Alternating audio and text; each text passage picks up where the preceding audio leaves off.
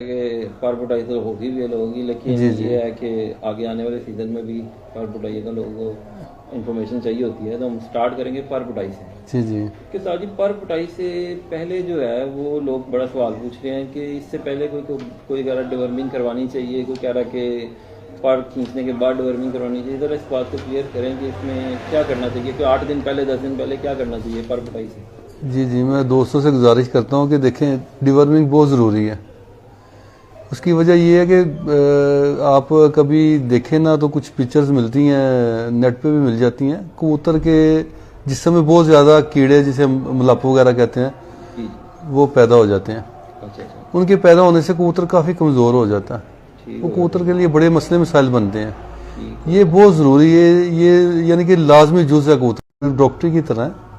जिस तरह हम एक पूरा एक इनका ट्रीटमेंट करते हैं, पूरा एक तरीका कार है।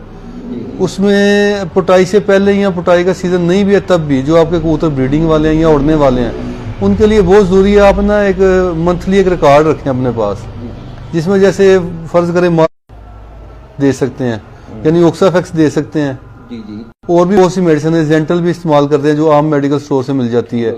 इसके अलावा और मजीद बड़ी बड़ी अच्छी हैं, एक फोर बेंडा के नाम से है। तो एक बड़ी ज़बरदस्त ना, मेरे एक दोस्त हैं डॉक्टर नवीद साहब, उन्होंने मुझे गाइड किया था कैप्रोमैक के नाम से। उन्होंने मुझे बताया जी ये बहुत ज़बरदस्त है सिरप ना डिवर्मिंग के लिए, वो शार्ट है, अभी मिल नहीं रहा। तो इस तरह की आप कोई भी मेडिसिन इस्तेमाल कर सकते हैं। ठीक हो गया ठीक। तो ये बहुत ज़रूरी है। अच्छा, ये आप अगर यानी एक मिसाल है, आप यकम को ये देते हैं, डिवर्मिंग कराते हैं, उसके बाद अगले दिन आपने इनको एक दिन विटामिन देने हैं, कोई भी विटामिन दे लें, साइमोडेक दे लें, विटासोल सुपर है, कुछ इंपोर्टर्स भी मिल जाते हैं जो आपके पास अवेलेबल हैं। कुछ नहीं अवेलेबल तो ये एक सेंगोबियन सिरप मिल जाता है। इसके अलावा कुछ सिरप भी आम स्टोर से मिल जाते हैं, वो भी आप करवा सकते आप देखें दोस्त हैं। जी एनरोसिम, ठीक हो गया। ये एनरोसिम आपने लाजमी इस्तेमाल करनी है, और ये अकेली इस्तेमाल नहीं करनी। इसके अलावा एक इसमें क्या इसका नाम है, एनरोसोल एस, वो भी आती है, उसका नाम चेंज है, वो थोड़ी एडवांस है इससे। ये एनरोसिम है, वो एनरोसोल एस है, आप वो भी इस्तेमाल कर सकते हैं, लेकिन ये अकेली इस्तेमाल नहीं करनी। एक ये इस्तेमाल करनी है आपने, दूसरी है आप हमारे पास ये फेनरासिम, ये बड़ी ज़बरदस्त चीज़ है, जिल्द और सांस की एलर्जी में यकसा मुफीद है और बड़ी ज़बरदस्त चीज़ है। ये लाजमी इस्तेमाल करें और हर महीने इस्तेमाल करें, यानी हर मंथ आपने ये कोर्स करना है, यानी डिवर्मिंग करानी है, उसके बाद ये 3 दिन आपने ये कोर्स करवाना है। और इसके साथ एक ये पावर प्लस, हाँ ये समझ लें कि विटामिन टाइप ही है, ये भी पावर प्लस। ये कब देना है? ये तीनों इकट्ठे देने हैं आपने, इकट्ठे देने। डिवर्मिंग के एक दिन बाद आपने इनको आप विटामिन दे लिए, उसके बाद 3 दिन ये कोर्स कराना है। इसका तरीका ये है कि एनरोसिम जो है ना, एनरोसिम 1 लीटर में आपने 2 सीसी डालना है। ठीक हो गया। हाँ 1 सीसी भी डालते हैं तो 2 सीसी भी डाल सकते हैं आप। और ये जो फेनरासिम है, ये 1 लीटर में आपने 3 सीसी डालना है। और ये जो पावर प्लस है, ये भी 1 लीटर में 3 सीसी डालना है आपने। ठीक है जी। और ये 3 दिन कोर्स करवाना है। कोशिश करें कि यही पानी पिए, कबूतर सादा पानी ना पिए 3 दिन। ये बड़ा बेहतरीन कोर्स है। उसके बाद आप कोई भी इनको जो है ना वैक्सीनेशन करवा सकते हैं, जिसमें आप गैलीमोन भी लगा सकते हैं, एक मेडिवैक के नाम से इंजेक्शन आता है, वो भी। ये मैं बात कर रहा हूँ कि परपुटाई जब हम सीजन के लिए परपुटाई करते हैं तो उसके बाद तो वैक्सीन की जरूरत नहीं ना, कि वैक्सीन कर सकते हैं उसके बाद भी परपुटाई? नहीं, परपुटाई से पहले करें ना ये सारे काम, ये सारे 15 दिन पहले के काम है, और हर माह ये करने चाहिए। वैक्सीनेशन तो आप अगर गैलीमोन लगाते हैं, वो लॉन्ग एक्शन है, वो तकरीबन 6 माह चल जाती है। और अगर आप कोई लसोटा वगैरह पिलाते हैं, इसमें मेडिवैक में भी NDIB लसोटा है, बड़ा ज़बरदस्त है। मेरे दोस्त हैं डॉक्टर साहब, वो वेटनरी के डॉक्टर हैं, डॉक्टर नवीद साहब, उन्होंने मुझे बताया था कि ये बड़ा ज़बरदस्त है, ये भी आप इस्तेमाल कर सकते हैं हर 2 माह के बाद। ये अवेलेबल भी मेरे आसानी? हाँ जी अवेलेबल, पाकिस्तान मेडिकल स्टोर है और भी जितनी भी वेटनरी की दुकानें हैं उनसे मिल जाता है।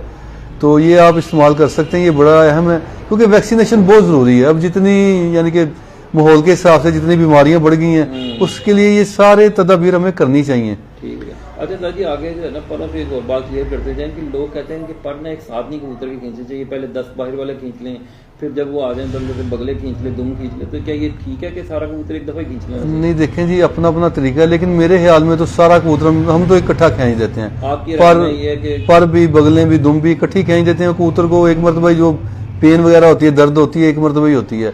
तो उसके बाद एक फ़ायदा ये हो जाता है, जब आप पहले 10 बार खींचते हैं ना, तो अक्सर पर बड़े हो जाते हैं, दुम और बगलें बाद में खींचते हैं, कबूतर अपने पर जमीन पे लटका लेता है।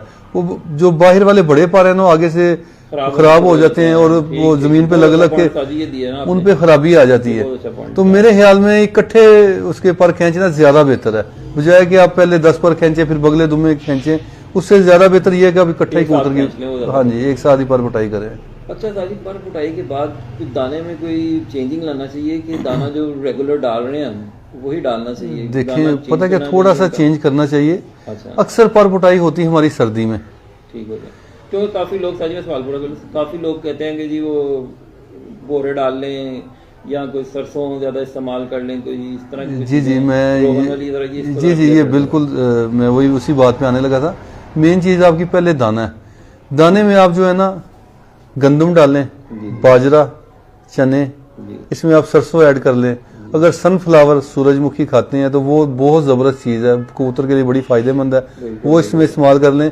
अगर सर्दी ज़्यादा है तो आप मोठ और एलसी का इस्तेमाल भी कर सकते हैं थोड़ी मिकदार में, लेकिन अगर जब मौसम चेंज हो तो एलसी और मोठ बंद कर लें। जैसे मौसम चल रहा है, जैसे अब मौसम चेंज हो गया अब जरूरत नहीं है इसकी। और साथ में देसी घी के बोरे इस्तेमाल करें। अच्छा, अगर टाइमिंग का थोड़ा कर दें। देखें ना सुबह 8 से 9 बजे के दरमियान आप सुबह जब कबूतर छोड़ते हैं यानी उनके खुड्डे वगैरह केज वगैरह खोलते हैं तो सबसे पहले आप बोरे डालें। पहले तो आपको पानी रखना चाहिए कबूतर के आगे ना, जब आप दरवाजे खोलते हैं ना कबूतरों के तो पहले पानी रखें, ताज़ा पानी जो नलके का यानी ताज़ा पानी हो। उसके बाद उसको बोरे डालें, उसमें देसी घी इस्तेमाल कर सकते हैं, जैतून भी इस्तेमाल कर सकते हैं। अगर कोई बंदा अफोर्ड नहीं करता देसी घी तो सरसों का तेल भी डाल सकते हैं। बात बताइए, जैतून तो कभी सुना नहीं, बड़ी फायदेमंद चीज़ है, बड़ी फायदेमंद चीज़ है और बड़ी ताकत वाली है। बादाम रोगन ज्यादातर लोग इस्तेमाल करते हैं। हाँ जी, वो भी इस्तेमाल कर लेते हैं, लेकिन अगर कुछ नहीं है देसी घी दी बेस्ट है। उसके अलावा आप अगर अवेलेबल नहीं है, कुछ बंदा नहीं भी अफोर्ड कर सकता तो वो सरसों का तेल भी इस्तेमाल कर सकता है, लेकिन बेहतर देसी घी है।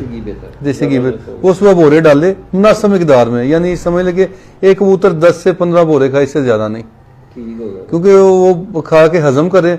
उसके बाद उसको एक टाइम दें, 5 से 6 घंटे का ना टाइम दें, उसको वक्फा दें। उसके बाद उसको अपने टाइम पे यानी 2, 2:30, 3 बजे दाना डालें। दाने में ताजी मैं पूछ रहा हूं, दाना वही रखें स्पेसिफिक जो आप बता चुके हैं? जी उसमें ऐड कर लें गंदम, बाजरा, चने, सूरजमुखी और लोग इस्तेमाल करते हैं। हाँ जी, वो भी इस्तेमाल कर लेते हैं, लेकिन अगर कुछ नहीं है देसी घी दी बेस्ट है। उसके अलावा आप अगर अवेलेबल नहीं है, कुछ बंदा नहीं भी अफोर्ड कर सकता तो वो सरसों का तेल भी इस्तेमाल कर सकता है, लेकिन बेहतर देसी घी है। देसी घी वो उसमें बोरे डाले मुनासिब मिकदार में, यानी समझ लगे एक कबूतर 10 से 15 बोरे खाए, इससे ज्यादा नहीं, क्योंकि वो खा के हजम करे। उसके बाद उसको एक टाइम दें, 5 से 6 घंटे का ना टाइम दें, उसको वक्फा दें। उसके बाद उसको अपने टाइम पे यानी 2, 2:30, 3 बजे दाना डालें। दाने में ताजी मैं पूछ रहा हूं, दाना वही रखें स्पेसिफिक जो आप बता चुके हैं? जी उसमें ऐड कर लें गंदम, बाजरा, चने, सूरजमुखी और सरसों। बहुत जबरदस्त, ये बेहतरीन दाना है इस कबूतरों के।